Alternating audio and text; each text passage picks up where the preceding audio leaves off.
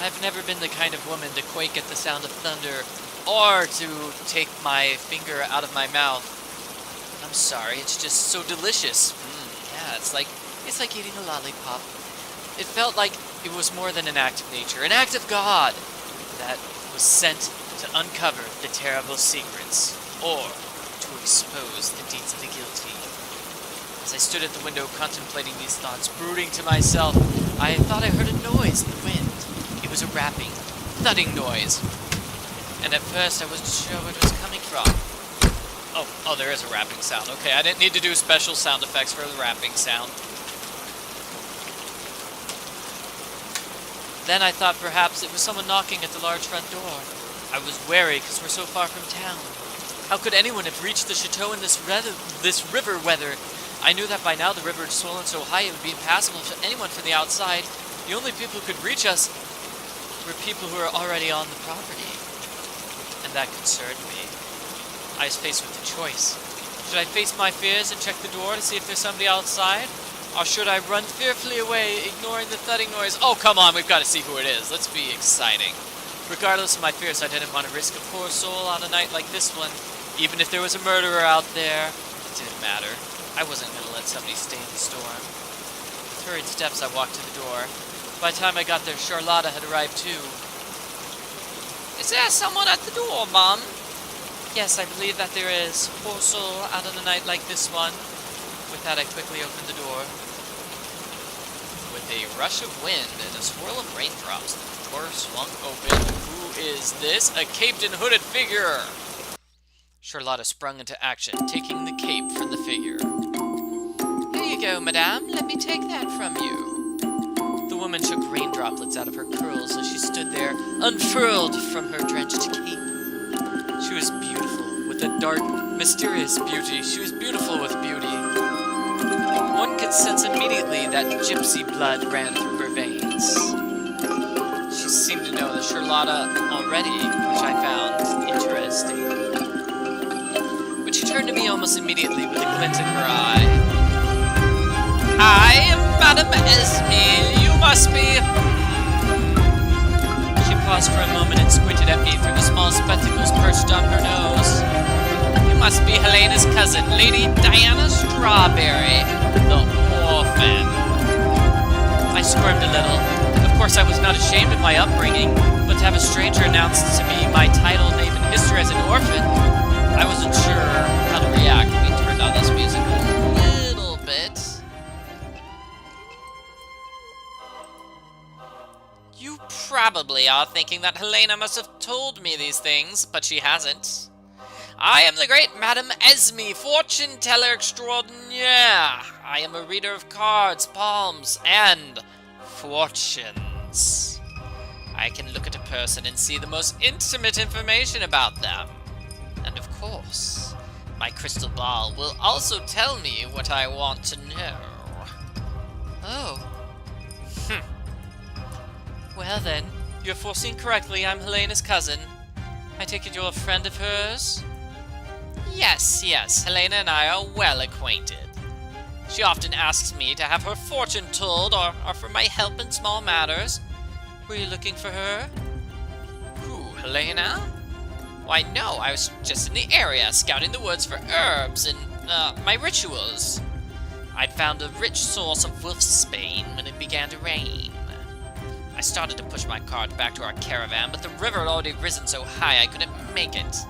I knew, of course, the nearest shelter was the chateau, and here I am. I noticed Charlotta looking sidelong at Esme. Suppose, madam, that your caravan is camped quite near the chateau right now?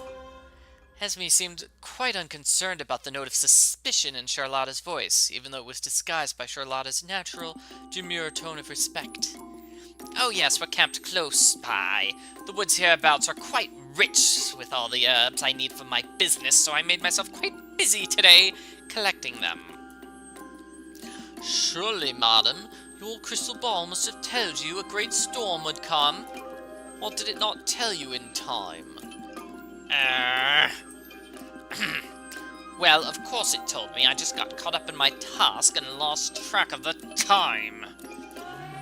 I could sense the tension in the air between Charlotta and her thinly veiled accusations, and this Madame Esme and her thinly veiled excuses, her unexplained presence on what I knew to be the private property of the chateau. I tried to change the subject and ask Charlotta if she wouldn't mind gathering everybody together for some refreshment in the parlor. Even though the tea hour had already passed, I felt this was the best way to welcome our new guests, a hot cup of tea. Besides, she was still shivering from the cold and the rain, so I figured she could use some warmth. We were just about to settle in the comfort of the parlor when the room went dark. I would be lying if I didn't say I was a tiny bit frightened, but since the lights had gone out a few times since I arrived, I chalked it up to the storm and maybe old wiring. Just as I was thinking that, I heard a crash. I knew Charlotta was in the kitchen, so I suppose the sudden darkness had caught her off guard as well. Remembering that I had left my candle on the side table from the last time the lights went out, I reached for it in the darkness, but I didn't find it. It wasn't where I left it. Huh, my candle is gone. Esme said nothing. In fact, she had been strangely quiet during the entire blackout, which made me nervous. Finally, I found another candle, one without a holder, and quickly lit it. As I began to light the rest of the candles in the room, I noticed the one I was holding was white, like all the others around me. While that in itself may not have been odd, it triggered my memory that the candle I'd been carrying around was red. What happened to the red candle? Obviously, Strawberry wants a red candle to match her red hair and her gorgeous red dress and gloves. I realized I hadn't seen any other red candles in the house. While I was musing over these things, Madame Esme was by the window, musing, silent, observing the storm as it raged outside, rain against the glass. She turned to me. Someone in this house is in grave danger. There's evil in the house tonight. Evil like I have never felt before. The storm, it brings with it the anger of restless souls seeking whom they may devour. We are, none of us, safe. I shivered at her ominous words. I'd never seen anyone in a trance before, but I was almost certain Esme was in one just then. She didn't look at me. She looked through me as if she could see the very evil she spoke of in the room at that moment. It lasted only for a minute, though. With a shake of her head and a glance down at the crystal ball she was still carrying, she returned to herself. I suppose the storm knocked out the power. I believe so. I'm going to walk around the house, light some candles. You can join me if you wish. No, I think I'll stay put here for now. There's something about this house I don't like. The less I see of it, the better. I left her alone and concerned about Charlotta, hurried on my way to the kitchen.